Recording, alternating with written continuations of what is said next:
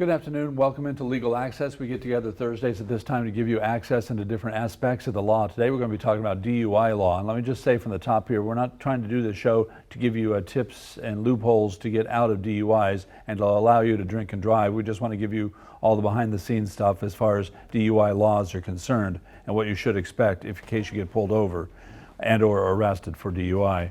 On the panel here to answer your questions about DUI here today from the O'Neill Law Firm is Josh Koshin. Thanks for having me. And Josh, in addition to criminal defense, what else does O'Neill Law Firm work with? We also deal with workers' comp, dealing with injured claimants, and we do a lot of civil work. We've done wrongful death. We do a bunch of car wrecks. We also deal with other criminal defense matters, but primarily we deal with DUI defense cases. And from the prosecution side of things, from the solicitor's office, the 15th Circuit Solicitor, we have Assistant Solicitor Rebecca Benson. Hey, Rebecca, welcome back. Thank you for having me. And also, again, from the defense side down at the end, for no specific reason, except that you came in last, Trent Chambers from the Chambers Law Firm. And Trent, in addition to criminal defense, what else do you work with at Chambers Law? Mostly criminal defense, also some personal injury work, auto accidents. All right. So we're well equipped to answer all of your questions about DUI law. And Josh and Trent, we'll start with you guys as we normally do when we do DUI. The questions that people ask you when you go to a cocktail party, like, okay, if I get pulled over for DUI, should I submit to the breathalyzer or should I not? Should I blow or not? Well, Trent may disagree with me, and I know some DUI defense attorneys do disagree with this, but I always tell people if you really only had one or two drinks, and by one or two drinks I mean one 12-ounce beer, one 5-ounce glass of wine, or one shot, and you had two of those, then it's probably safe to go ahead and submit to the breathalyzer. But if you had more than that, you drinking to excess, right, maybe you don't want to do that. There's obviously a lot of attorneys, and there's been a lot of research on the reliability of these machines as well. I think there's been news stories of somebody eating a powdered donut and it triggering an alcohol content on the machine, but yeah, my general advice to people is, I gotta find those powdered donuts. Yeah. But my general advice to people is one or two, it's probably safe to go ahead and submit to it. So. Under the current landscape with, if you refuse and you lose your license for 6 months, and if you blow and you blow under a 0.15, then you're not gonna have a suspension, but you are giving evidence to the state as to what your blood alcohol content may be. So I would agree with you with one, then you're saving yourself you're not going to be at a 0.15 with one, you probably won't even be at a 0.08, but with one. Right. So I do agree with you with that. Right.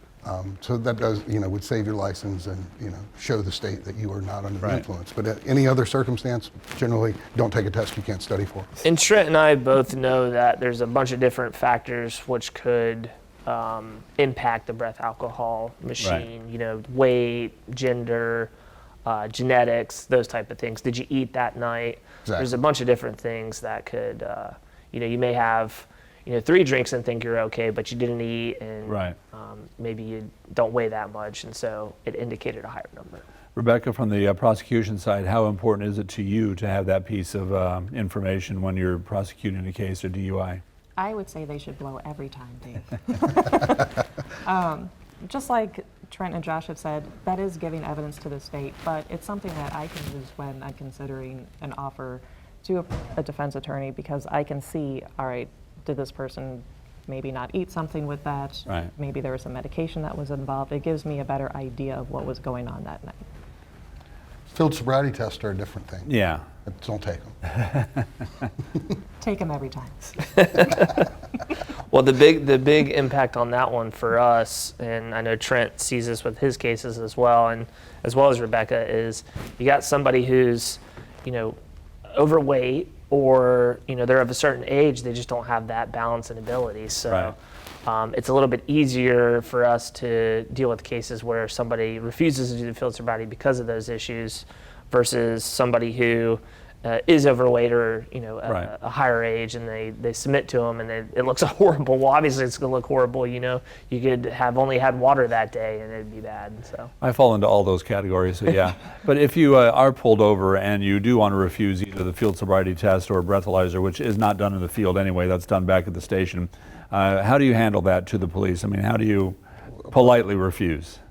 Due to the nature of your employment, we can no longer have this conversation. How about that? If you can do that. Or just be polite and say, Yeah. No, thank you. They're going to put you in handcuffs right at that moment when you refuse the field sobriety test. Yeah. You can't refuse those on a felony DUI. They'll charge you with the misdemeanor of disobeying a police officer. That's right. Now, if you take a breathalyzer test and it comes in under .08 or 0.8,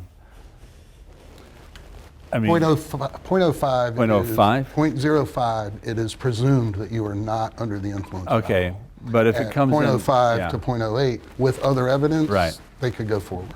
That was going to be my question. So if you come in under the legal limit, but you still were weaving and you had some other signs that you may have been driving under the influence, can you still get a DUI? You can, yes. And the reason for that is, again, we don't know that particular person. Some people, I've had cases where they've just had surgery recently, or there's some type of medication in their system that Right. they don't realize is impairing them. And at that point, at the end of the day, the best thing that the officer can do for safety is let's just get that person off the road. Right. And the law is alcohol and or drugs. Right. So I usually tell people you're intoxicated by alcohol, drugs, or some combination of both. How can a police officer determine whether or not somebody is, if they don't smell like alcohol, but they are weaving and looking like they're impaired, but maybe they're on prescription medication or something like that? How does that proceed? Go ahead, Josh. I was going to say, in my opinion, it's pretty difficult for them to ascertain that on the roadside, but if you go to the police station and you submit to the breath test, you'll have a blood alcohol content level, but if that comes down too low or they refuse that test, the officer could request a urine test. And Right. then, obviously, they're not going to have the results right away. They have to go to the lab and they have to analyze those, but that would be one way to see what's in their system, and then after the fact, they can determine what's really impacting their behavior at the roadside. Now, what are the laws, what have they said about the legality of roadside checkpoints? I don't think they ever quite do them right.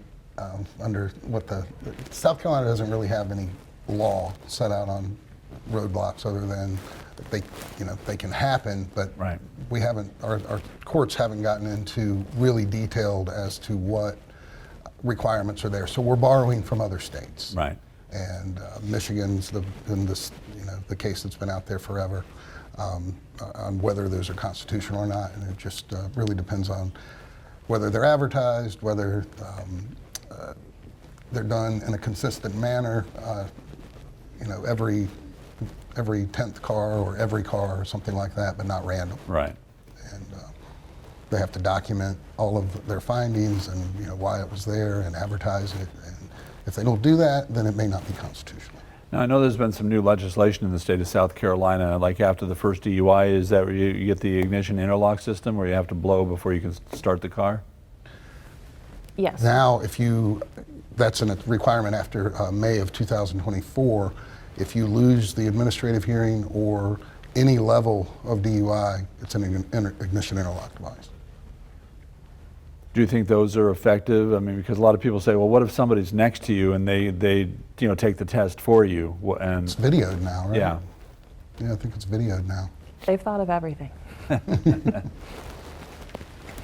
And the person who is arrested for the DUI, they're responsible for all, paying for all of that, correct?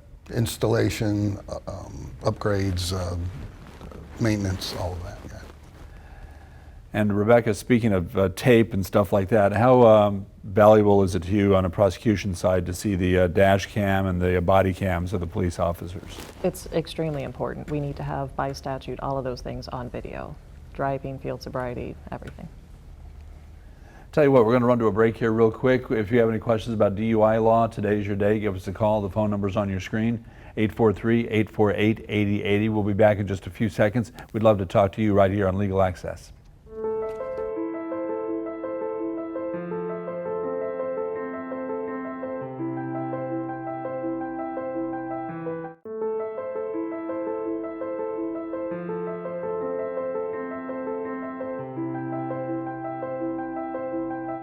Welcome back to Legal Access. We're talking about DUI laws here today. If you have any questions, if you've been involved with a traffic stop and you want to know what should or should not have happened, give us a call. The phone number is 848-8080. It's on your screen right there. So call and don't be shy. We'd love to get you on before the end of the show. Got plenty of time to do that.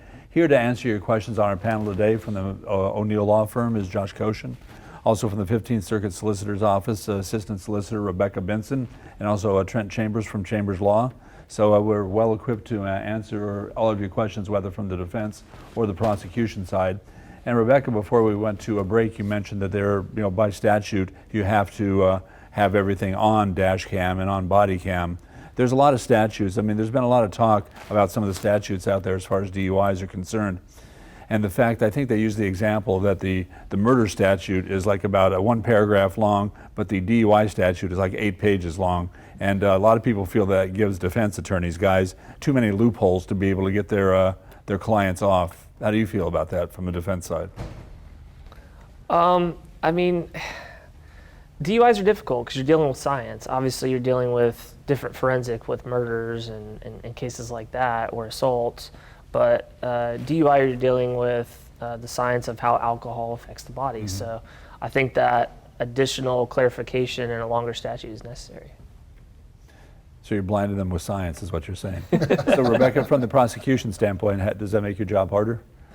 Definitely. There's a lot more boxes to check. So just like you had said with murder, it's a 2-sentence statute. And when you look at the DUI statute, there's just pages and pages, and there are so many nuanced requirements that I don't think we have for any other law in South Carolina. So it's very important when we're going through a case to check and see, do I have this? Do I have that? Can I move forward? Right. Any thoughts, Trent? No, I mean, when these things are made, these laws are made, and it's slow to change. Yeah. They're lobbyists from both sides, and the senators and House of Representative folks that all weigh into this. Yeah. Some of them are lawyers, some of them aren't. Right. And this is, when it's all finished, if you don't like sausages or laws, don't watch them being made, right? Speaking of laws and the legislature, I know there's a lot of stuff that's going on in Columbia this year as far as alcohol and as far as not necessarily drinking and driving, but whether or not bars are responsible for serving or over-serving their patrons. Does that affect you guys at all as far as some of the laws are concerned? What's going on now? Not specifically on DUI defense. Or is that more of a civil thing? Sometimes you'll have the civil side reach out and look for some help on trying to get some information on their civil stuff, and sometimes that may help in the criminal side if they help out. Now, as far as somebody who's been arrested and Rebecca, they go in front of you as a prosecutor, and maybe this is their first offense, how willing are you to maybe, I don't want to say plea it down to maybe a reckless driving or a reckless endangerment or something like that? Well, the first thing I'm going to do is I'm going to look. Let me answer that for you real quick. Everybody that goes in front of you is a first offense. People ask me that all the time. They're like, "It's my first offense. How's that going to, is that going to help me out in this court?" And I look, well, everybody in this court's first offense, unless they've had 2 or 3 first offenses, and she'll know about that. But Right. go ahead. I'm sorry. You are fine. As a friend of mine that's a defense attorney had said at one point, if you're going to be charged with a DUI first and you think your world is over, just be thankful that it's a DUI first. It could have been a DUI second or felony DUI where someone was really hurt. Right. I don't like to say DUI is a mistake because to me it's a very intentional act. You had to make that choice to get behind the wheel and try to make it home. But be thankful that you're looking at a misdemeanor level charge. As far as the police officers are concerned, what gives them probable cause? Do you have to be swerving all over the road? Do you have to be just a menace on the highway? What is probable cause? So probable cause for DUIs, you're not dealing with just driving, because South Carolina is a driving state. You're not supposed to be charged with a DUI if you're sitting with your car in park and it's not moving. But if the car's in motion, and typically they'll see things like they're weaving in between the lanes, taking wide turns, just acting abnormally. Right. Sometimes you get pulled over for speeding and the officer comes up and smells alcohol. But that's the other crucial element, is there has to be some kind of alcohol or drug probable cause to charge them with a DUI. I think in their training manuals, there's 13 different ways that they can get involved with someone Right. that brings them suspicion of DUI up front, like driving too slow, weaving, that type of thing. Speeding is not one of those 13 things. Right. So if you're speeding down the road, the first thing they're thinking is not this person's Right. DUI. Right, and that's our argument when we get a case like that. If you have somebody that's going over the speed limit and they're maintaining control of their vehicle, we would argue that they are Right. not, under the influence of alcohol or drugs to the point where they couldn't safely operate it. You hear about all those weird stories about like somebody who was being followed for a potential DUI, and they make it to their house and they run into the house real quick and open up a fifth of Jack and then just down it real quick so that they'll say, hey, I've already been home and I had another drink. I wasn't drunk when I was driving. I just did it when I got home. Does that ever happen? Any things like that? I've seen that. Yes. If I had to guess, Trent probably advises his clients to do that, but I've seen carry the unopened bottle in the Yeah. glove compartment and just they can sit there and watch you drink it, right? Oh yeah. I've never had a case like that. So like you said, technically you can't arrest somebody if they're in park, even if they haven't. I mean, I have had clients get arrested for that. right. But, my argument, and I ended up getting that case dismissed, was they weren't driving. They were in a parking lot with the car running, and, there was some odor of alcohol, but they weren't driving, so they didn't have probable cause for driving under the Right. influence. Have you ever had people, I was watching some stuff on YouTube here the other day, which is a dangerous thing to do, but I saw a bunch of people who were arrested as sovereign citizens. Have you ever gotten anybody as defense attorneys that came in and say, hey, your laws don't apply to me. I'm just a traveler here in South Carolina or whatever. I have had a client that was a sovereign citizen or claimed to be. Never seen it work out. But That's why it's all over YouTube, so you can laugh at it. I'm sure Rebecca has dealt with more of those than maybe we have. I've never had one. I've heard of Trent and my partner Rick have had some, obviously, but I'm sure you've maybe dealt with a few of those. Shockingly, I have not had one personally, but there's plenty of them around. It's a thing. So as just a round number, or just to kind of tell people that you should not drink and drive. I mean, you can legally drink and drive. You just can't be over the limit and drive. Let's put it that way, be impaired. Correct. But how much is a round figure if you get caught and convicted of a DUI, how much is that going to cost the individual rather than getting a cab or an Uber? All things included.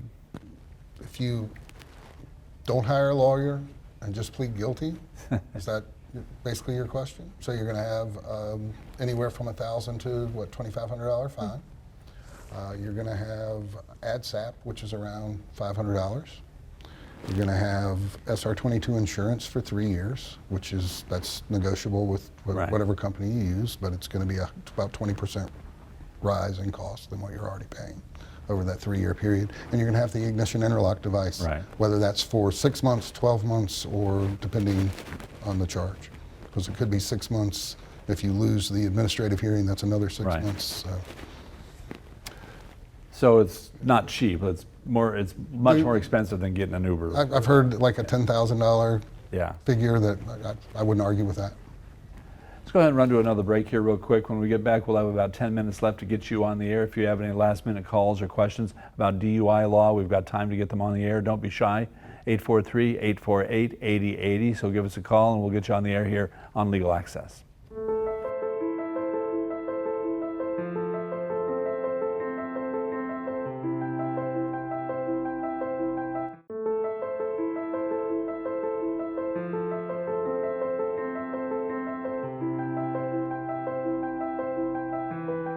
Welcome back. It's Legal Access. We're talking about DUI law here today. If you have any questions, the phone number's on your screen, 843-848-8080. We'll get you on. We've got a few minutes left. We do have a few people on hold, so we're going to try to get to as many people as possible along with our panel here today.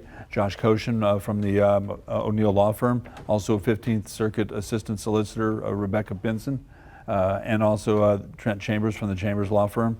Again, we're well equipped to answer all your questions. Let's go to Lake City for our first call. We've got Michael on the line. Michael, hi, thanks for calling in. What's your question for the panel here today?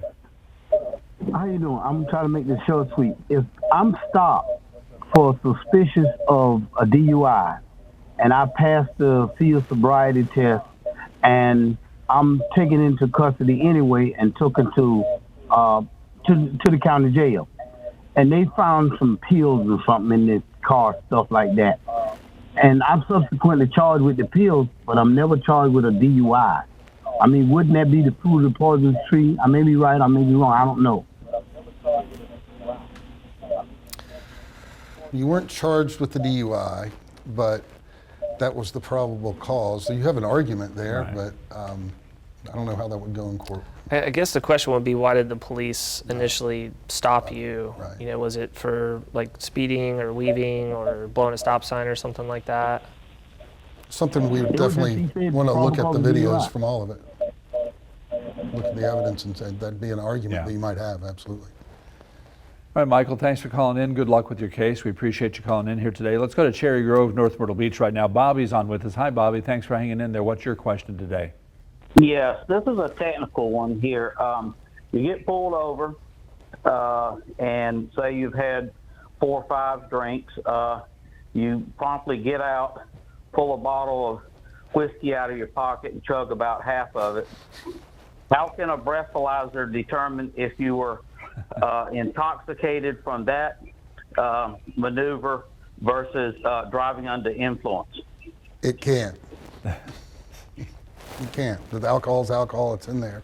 And it doesn't differentiate between the stuff that you had before you were driving and after you were driving. So it's going to depend on the video of what you look like while you're doing that. I was going to say, hypothetically, could they go to the video then and say, hey, before he chugged the extra whiskey there, he was already acting like he was intoxicated or he couldn't stand up straight? You could do that. Because you wouldn't be able to metabolize it that quickly if you just drank it. They'd right probably there. heavily focus on the driving and the reason Yeah. for the stop originally. Right. Thank All you. right. Well, thanks for calling in, Bobby. I appreciate that. And like Trent said, you're probably one of the guys that have the bottle in your glove compartment. So just be careful about that, though. Not encouraging any of this. All right, we do have Lewis on the line in Pawleys Island. Lewis, hi. Thanks for calling in. What's your question today? What if you're driving a pickup truck and you just have a bottle? When I say an open bottle, it's a bottle that has been opened, but you're coming home from a party or whatever. You're not drinking. You're just coming home with a bottle.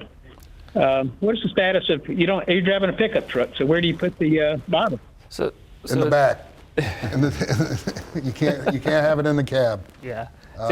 Maybe you could have it in a locked glove compartment in the center console, locked possibly, but the law is it can't be opened and in the cab accessible. So yeah, the law distinguishes between regular old alcohol and then liquor. If liquor is if you have a broken seal, that's one charge, and then you have like an open bottle of beer or something like that, that would be a separate charge. What if you're just really good at recycling and you've got some beer cans and beer bottles in the back and you're heading off to the recycling center sometime soon and you get pulled over? I've seen people charged with empty bottles and cans as being open containers. There's an argument there that it's not. But, All right, let's talk about field sobriety tests real quick. You mentioned that, Trent. Now, there are 3 field sobriety tests that they can do in the state of South Carolina. It's not like the old Steve Martin comedy where you have to juggle balls and just hop on one foot. well, they can really do anything they want. Oh, really? But the standardized tests are the ones that they are taught Right. in their training. The horizontal gaze nystagmus test, the walk and turn, and the one-leg stand are the Right. 3 that are standardized and that are taught in the academy. And there's some other ones that are taught for like boating under the influence and things like that because they can't use those Right. tests on boats. Boating under the influence. So we got a couple minutes left here in the show. I mean, how common is that people get pulled over? Pulled over, I guess, is kind of a weird term in a boat, but stopped for boating under the influence. You give up a lot of rights when you get on the water. You get on behind a boat driving, you can get stopped for any reason and that boat searched Right. for any reason. You're giving up your Fourth Amendment rights by getting on the water. So technically, I mean, they could just stop you for a safety check, Right. and then if you're drunk, you're going to jail. Then again, on a boat, you can actually be drinking while you The boating pass under the influence laws yeah. have not been updated in a long time, and that's a much shorter statute than our DUI. I tell you what, we appreciate you guys calling in today and watching as we've been talking about DUI law. Next week when we get together here on Legal Access, talking about automobile accidents. So if you've been in a car wreck recently, the next show is all about you. That's next Thursday. We'll love to hear from you and love to see you then as well. Thanks to Josh Koshin, also Rebecca Benson and Trent Chambers for being here with us today. We'll see you again next Thursday right here on Legal Access. You may wish to consult a lawyer to obtain case-specific legal advice. Information regarding lawyers can be located online or by contacting the South Carolina Bar Lawyer Referral Service, toll-free at 1-800-868-2284.